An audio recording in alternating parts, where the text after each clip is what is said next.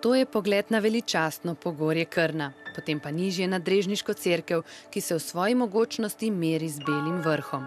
Pred 100 leti, ko bi nova cerkev morala začeti služiti svojemu namenu, se na pragu vojne vihre vse skupaj obrne na glavo.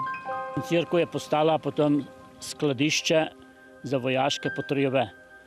Iz doline gor, od Skoberida je prišla žičnica do cerkve, tovorna, in to je noč in dan so vozili blago gor.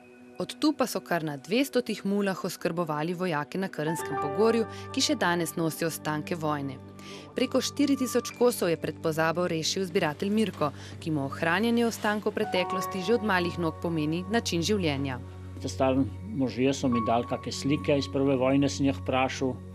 Tudi doma smo imeli nekaj razglednic, nekaj pošte od pokojnega strica.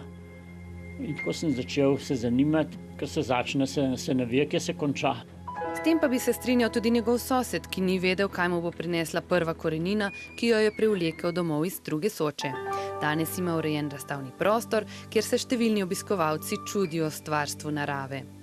Tukaj smo ljudje v naravi, pod Krnom, Soča, lepa narava, vse skupaj, vse to človeka navduši. Navdušenje pa je v teh dneh posvečeno predvsem pustu.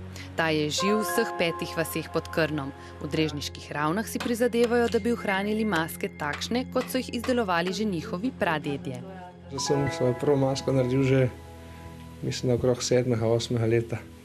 Sicer ni bila podobna tem, ampak sem se pa že takrat trudil čim bolj približati. Tradicionalne maske se bodo v Ravnah na plano podale tudi na poslednjo povorko. Na torkov večer bo pust umorjen nekje v gozdovih okoli Drežniških Raven. Žalna slovesnost bo potekala na glavnem trgu, polna bo pustnih šem in hudomušnih šal. Kdo pusta v smrti in zakaj se to sploh prisluži? Prisluži se z njegovimi norčijami, ki jih počne skozi celo pustno obdobje. Potem so ponavadi neki občani ali ljudje tako jezni na njega, da enemu ponavadi prekipi. Krivca, kot so nam povedali, se ne išče.